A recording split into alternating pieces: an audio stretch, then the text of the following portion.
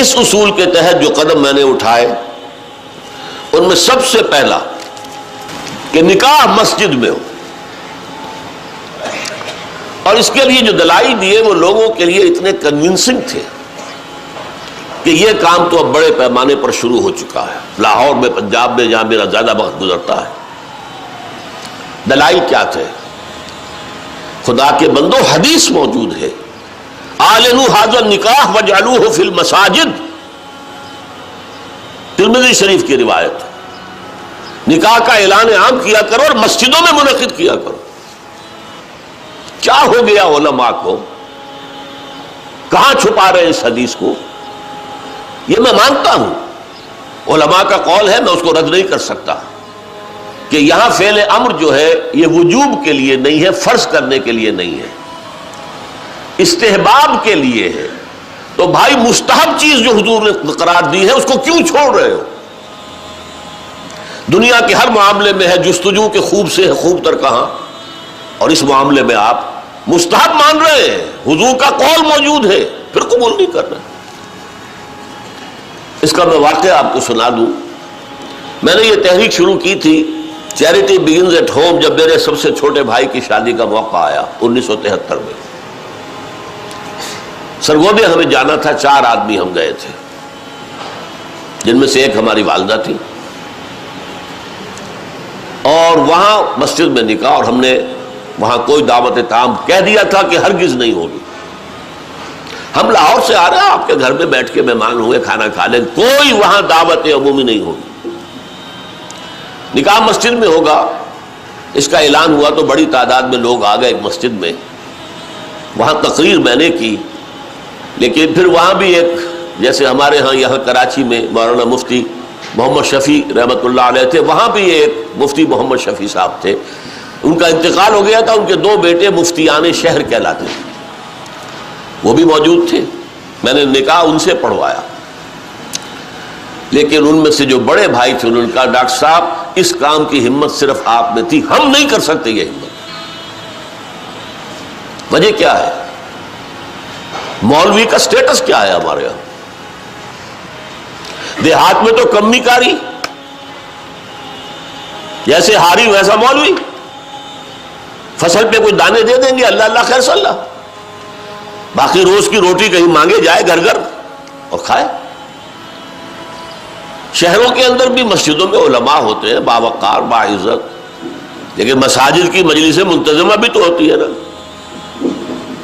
کیسے کہیں گے یہاں آؤ، میں نہیں آؤں گا تمہارے یہاں نکاح پڑھانے کے لیے؟ کیسے کہیں گے؟ حدیث رسول کے ہوتے ہوئے۔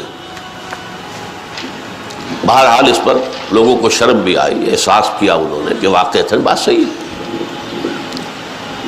پھر میں نے غیرت کو چیلنج کیا۔ دیکھو عیسائیوں میں اب تک یہ رسم موجود ہے، انہوں نے اپنے چرچ اور پادری کی یہ عزت برقرار رکھی ہے کہ شہزادی کی شادی ہو یا شہزادے کی ہو چرچ میں ہوگی۔ کوئی پادری ان کا بغل میں کتاب دبا کر بیٹھا ہوا انتظار نہیں کرے گا کہ عصر کا وقت تھا نکاح کا، بیٹھے مولوی صاحب ابھی بارات نہیں آئی، بیٹھے بیٹھے سوکھ رہے ہیں۔ وہ پہلے 30 40 50 روپے مل جاتے تھے، اب 300 400 500 مل جائیں گے، اور کیا ہوگا؟ اور وہاں کیا ہوتا ہے؟ شہزادہ یا شہزادی چرچ میں آؤ، پادری کے سامنے کھڑے ہو کر ایجاب و قبول کرو۔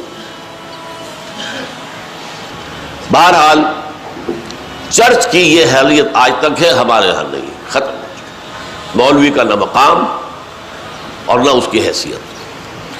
تیسری بات میں نے یہ عرض کی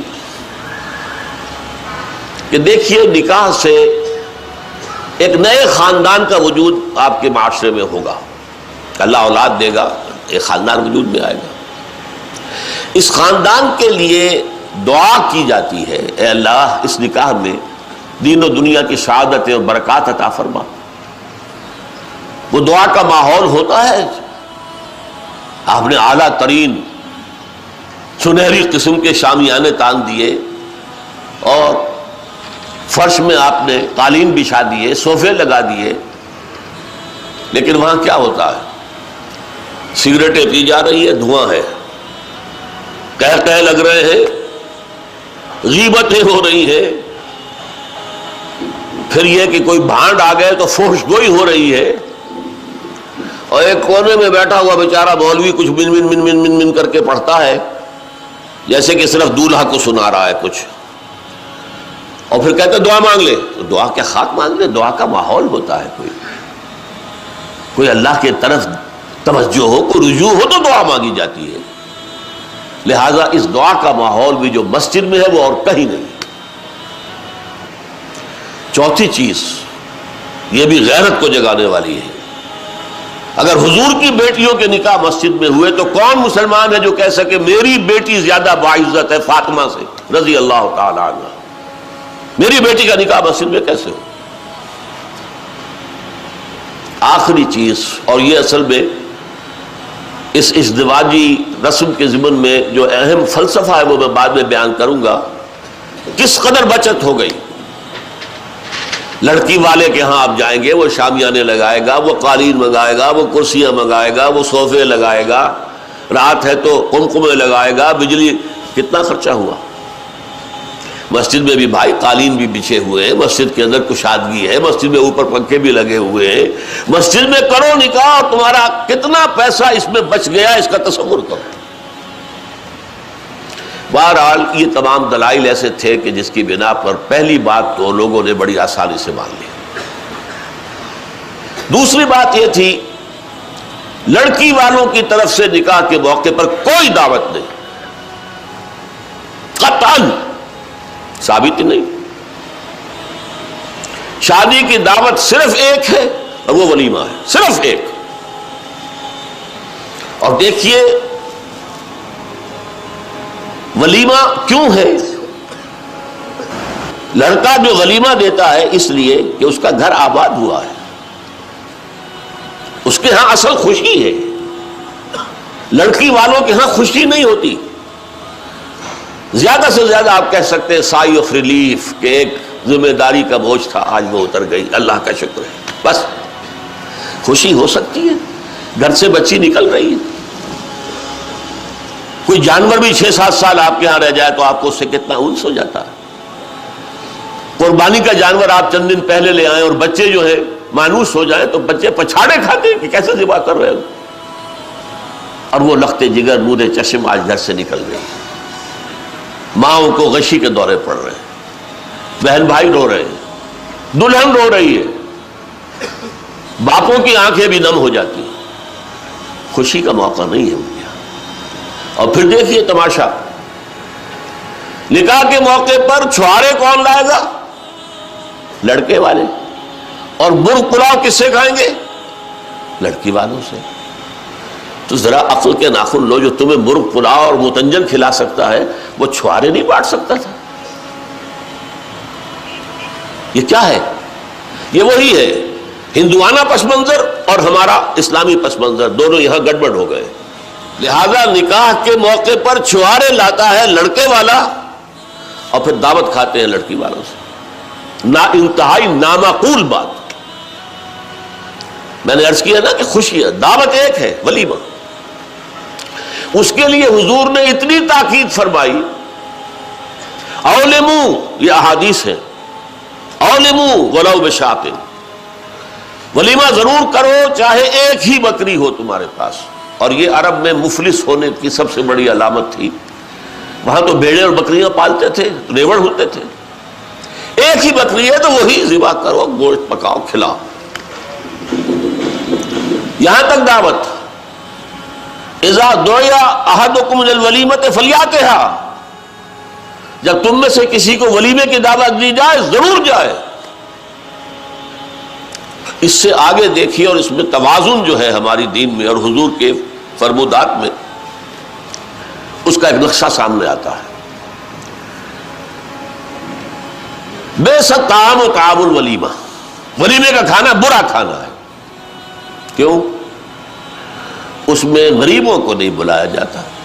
ظاہر بات ہے کہ مسلی کھلانے کے لیے تو ولیمہ نہیں ہوتا. ولیمہ تو ہوتا ہے اپنے دوستوں کو، احباب کو، رشتہ داروں کو، قرابت داروں کو شریک کرنے کا.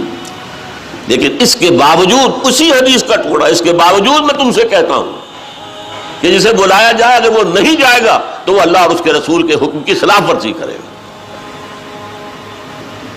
یہ تاکید ہے، اور یہاں تک تاکید ہے اگر تمہارے کسی بھائی نے نکاح کیا ہے اور اس کے پاس کچھ نہیں ہے ولیمے کے لیے، اپنے گھر سے کھانا لے جاؤ اور اس کے ساتھ جا کر بیٹھ کر کھا لو، سیلیبریٹ کرو. سیلیبریٹ کرنے کی ایک سمبل ہے، یہ اس کی ایک علامت ہے. اب آپ سوچئے جس نبی نے دعوت ولیمہ پر اتنی تاکید ہمیں کی ہے، اگر لڑکی والوں کی طرف سے نکاح کے موقع پر دعوت میں بھی کوئی خیر ہوتا تو وہ ہمیں نہ سکھاتے، نہ بتاتے. سر میرا یہ سوال ہے کہ جیسا کہ ہم سب جانتے ہیں کہ یہود اور نصارہ اسلام دشمنی میں وہ قرآن کی اصطلاحات آتی ہے الکفر ملت واحدہ، یعنی کہ وہ اسلام کی دشمنی کے مطابق وہ جو ہیں بھائی بھائی ہیں آپس میں. اس کے برعکس ہمارے مسلمان بھائی ہیں، وہ جو ہے ایک دوسرے کو فرقہ واریت اور ان سب چیزوں کی پروموشن جو ہو رہی ہیں وہ آپ کو بہتر پتہ ہے. تو سر یہ دیکھنا چاہیے کہ ایک طرف ہم جن کو کفر کا فتویٰ لگاتے ہیں، ہمارے جو ہیں دوسرے علماء دین میں جو بھی لوگ ہیں، ایک دوسرے کے اوپر جس طرح کے سنی شیعہ اور یہ اس طرح کی ہم باتیں کرتے رہتے ہیں، تو اس کے برعکس سر جس پہ ہم کفر کا فتویٰ لگاتے ہیں وہ لوگ آج امریکہ کے سب سے زیادہ خلاف ہیں، مینز ایرانی، ٹھیک ہے، مینز ایرانی پیپلز جو ہیں سر یہ امریکہ کے سب سے زیادہ خلاف ہیں. اور حالانکہ ہمارے جو سنی ہیں ایران کے سر ایرانی پیپلز، تو وہ سب سے زیادہ خلاف ہے امریکہ کے. اور اس کے برعکس ہمارا طرز عمل یہ ہے کہ ہم ایک دوسرے پہ کفر کا فتویٰ لگا رہے ہیں اور ہم جو ہے اگینسٹ کام کر رہے ہیں، بلکہ ہم ان کا ساتھ دے رہے ہیں کافروں کا. تو سر ہمارا کیا طرز عمل ہونا چاہیے اس سلسلے میں؟ کچھ لوگ ایسے ہیں ہمارے ہاں، وہ اس طرح کے انتہا پسند کہ جو ان اختلافات کی وجہ سے کفر کے فتوے بھی لگا دیتے ہیں. لیکن یہ سب کا معاملہ تو نہیں ہے، انتہا پسندی بھی ہے. جیسے میں نے ابھی کہا ہمارے ہاں ایک کلرجی ایک پیشہ بن گیا ہے جو کہ اسلام میں تو ہے ہی نہیں. اس وجہ سے کچھ خرابیاں پیدا ہوئی ہیں، ان خرابیوں کا علاج کرنے کی سوچیے اور اس میں جو بھی آپ رول پلے کر سکے اس کو پازیٹیو رول کو اختیار کیجیے. باقی تو یہ ہے کہ اس میں کوئی شک نہیں ہے کہ امریکہ کے بالکل جو آنکھوں میں آنکھیں ڈال کر بات کرنے والا تو اس دنیا میں مسلمان جنہیں بھی سمجھا جاتا ہے وہ ایک ہی ملک ہے، وہ ایران ہے. اگرچہ آپ کہہ نہیں سکتے، یہ بھی اب اندازہ ہو رہا ہے کہ شاید اندر خانے ان کی آپس میں کوئی انڈرسٹینڈنگ ہو چکی ہے. جو ساری دھمکیاں تھیں کہ اب حملہ کر دیں گے، اب یہ کر دیں گے، وہ کر دیں گے، وہ سب ختم ہوئی چیزیں. اس لیے کہ وہ اب اصل میں انتظار کر رہے ہیں کہ ایران کے اندر ہی ایک کاؤنٹر ریولوشن اٹھا دیں. تو وہ اپنی جگہ پر ایک علیحدہ مسئلہ ہے. ہمارے مسلمان حکمران اکثر و بیشتر جو ہیں وہ امریکہ کے ہاتھوں بکے ہوئے ہیں، خاص طور پر عرب جتنے بھی ہیں وہ سب امریکہ کے ہاتھ میں بکے. ہمارے بھی ہمارا مشرف بھی تھا اور اب یہ بھی ہے، یہ بھی سب یہ تو آئے ہی امریکہ کے NRO بھی اور NOC بھی سمجھیے وہ انیس سے لے کر آئے نا. تو یہ ساری خرابیاں اپنی جگہ ہیں، ان خرابیوں کو مانیے، سمجھیے، آئیڈینٹیفائی کیجیے اور کوشش کیجیے کہ ان کو انڈو کرنے میں آپ اپنا پرسنل کوئی رول پلے کریں. آپ کسی ایسے گروہ کو تلاش کیجیے جو ان چیزوں سے بلند ہو، جو ان چیزوں کو اہمیت نہ دیتا ہو، جو فنڈامنٹلز ہیں اسلام کے ان کے اوپر بات کرتا ہو، جو یہ ہے کہ جدید دور کے تقاضوں کو بھی سمجھتا ہو، ان کے ساتھ مل کر کام کریں. تو اللہ تعالیٰ آپ کو اس کی توفیق دے اور ہمت دے. جی